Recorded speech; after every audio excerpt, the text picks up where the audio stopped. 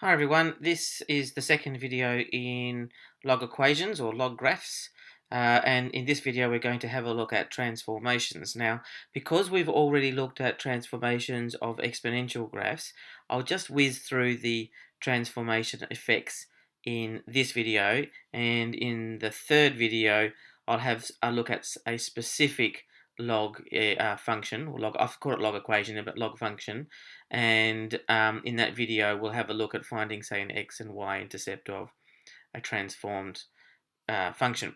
So let's start off by looking at the basic log graph. I've got this is a log base 3 graph.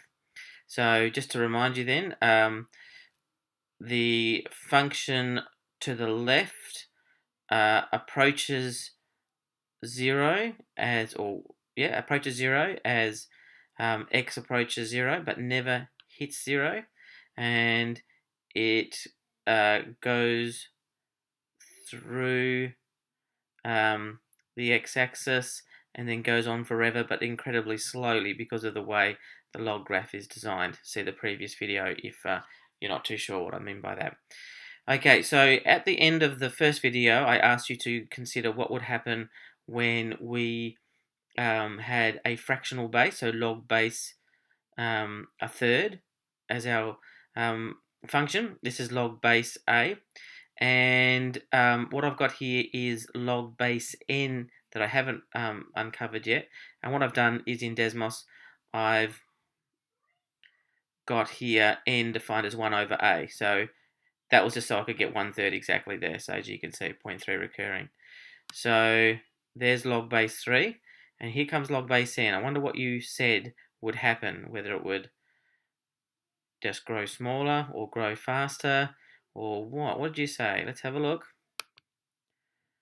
There you go. I wonder if that was a surprise to you, that when you have a fraction base, it actually flips it.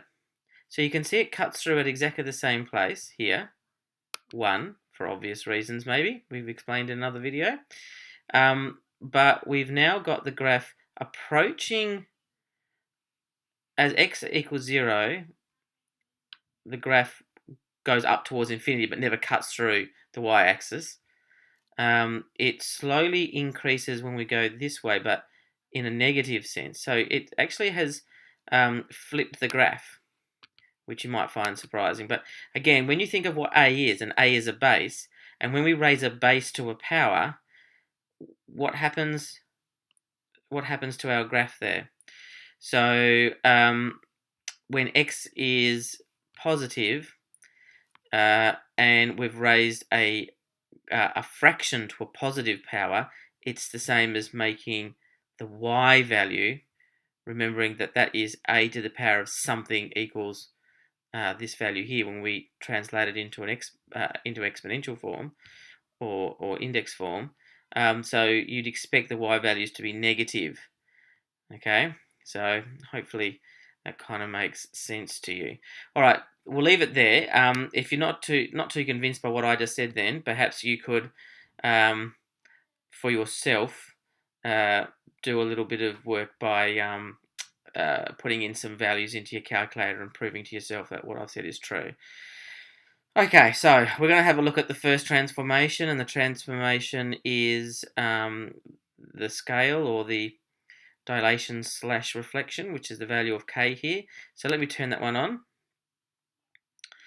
So I've turned it on. You can't see it, but hang on, I'll turn it off and on again so you can sort of see what's happened there. As you can see, it's at the moment overlaid the basic function. That's because I've got k equal to 1. Same color, but k is equal to 1. Now let's see what happens. Let's see what happens when I make k equal to -1. That might be a good place to start. So this is for -1. There you go. So when I go through to k equals -1, it does act like a reflection. Okay, it does act like a reflection. And in fact, you can prove that log base a fraction x, let's say 1 over n, say. I know that says n there, but let's say it's 1 over n. You can prove that log 1 over nx is the same as minus log n x.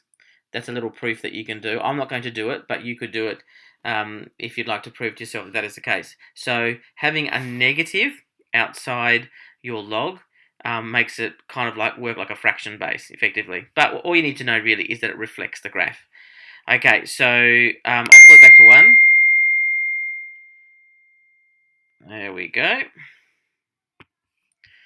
And what we'll do now is just have a look at what happens when k is increased above 1. So as I go up here, as per usual, what we have here is that the graph is stretching out, it's dilating, it's stretching out the bigger we make k. So it's getting further and further above this basic graph here, as you can see. Cuts through at the same point, still goes towards negative infinity to the left of 1 there, but nevertheless it's stretching out. And if you just look at this little section here, you can see that there's a bigger gap here than there is in the basic graph here. Okay, so I can go all the way up to 10, so you can sort of see that stretched out effect. But if I zoom out, you'll see that ultimately it's then sort of flattening out as we go along. So it delays when it flattens out, but it does eventually flatten out. But remember, flattening out doesn't mean there's a limit. There's no limit. It's just that to get from one value to the next value, or to get a big enough jump in the y-axis, you have to go a massive distance over to the x-axis there. Okay, so that's basically stretching that way. And of course, if I go negative, now I might just turn off the basic graph and just keep the reflected graph going, because when k equals -1, we've looked at that. And when k is a fraction, then you can see it's just flattening out, flattening out, flattening out. K equals 0, it looks a bit dodgy. And then when k is a negative fraction, it's flattening out all the way to -1. And then, yeah, just what you'd expect. Same sort of dilation, stretching out as you let k equal a negative big number, like -10. So it's stretching out, but of course it's flipped over, so it's reflected and stretched out. Okay, so I'll put k back equal to 1, and that will do us for dilations and reflections, so the value of k. By the way, just I should have said this earlier, but the reason why, the reason to think about as to why a -1 acts like a fraction base is because, remember, the value outside of log here, we've got a log law that says that this can become a power of x. Okay, so think about what k, being -1, does to the x value here. That might give you a bit of an insight into what's happening. Okay, so that's k-log. Let's have a look at the next one. So I'll keep the basic graph on. So from this point on, we're going to assume that we're dealing with a whole number base, not a fraction base. And let's see what the other values do. Now this one here is log base a x plus t. Okay, I reckon by now you should be pretty familiar with what's going to happen here. Have a think about it. And let's go for it. At the moment, when I turn it on, it's just overlaid over the basic graph because I've got t equal to 0. So I'm not adding anything to it. And sure enough, when I add a value to it, it kind of looks like it's stretching, but it's not. What it's actually doing is, if I just zoom out, maybe make it clearer, is it's just lifting up there. So as I go up, maybe it's a bit clearer. Yeah, so it's going up. So it's not stretching out at all. It's in fact the exact same shape. It's just that it's being lifted up unit by unit.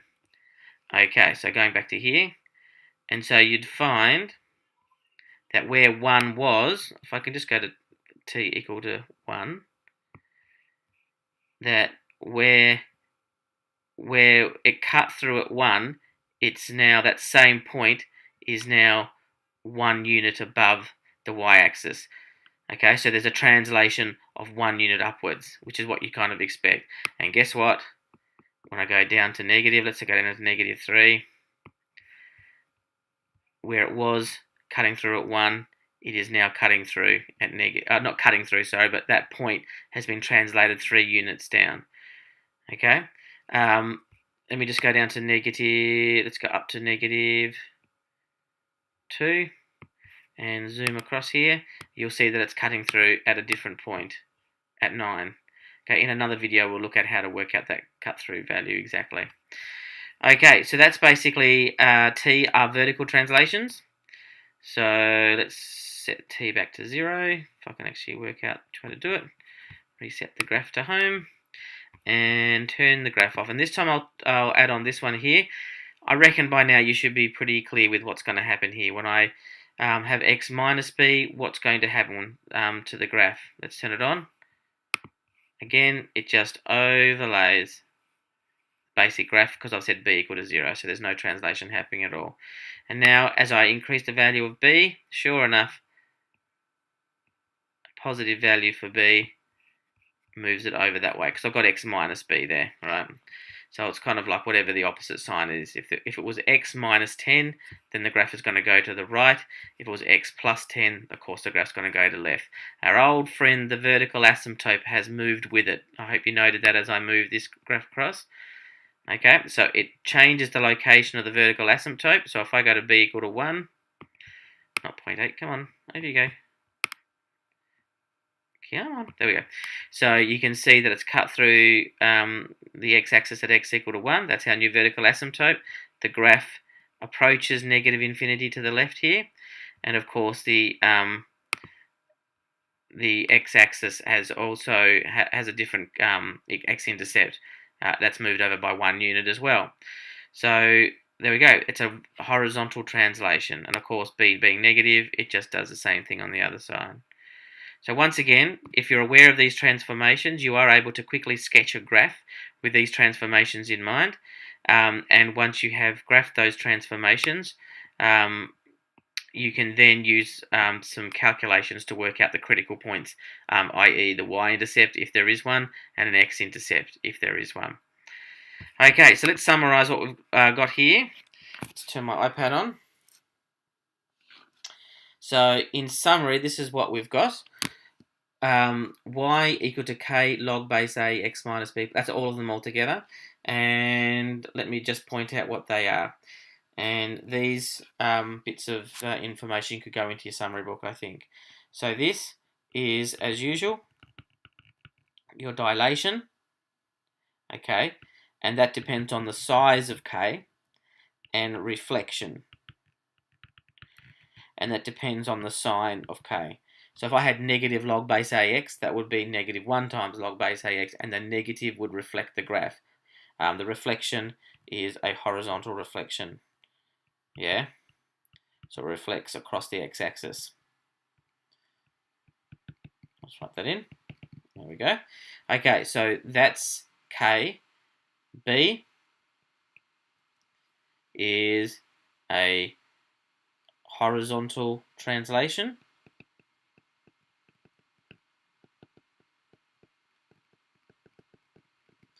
And T is a vertical translation. There we go. So that's the basic things you need to know in order to draw a quick sketch of a graph that has had those translations in play. Next video, we'll take a specific example and I will go through how to find out the x-intercept and y-intercept, and we'll go from there. Okay, thanks everyone.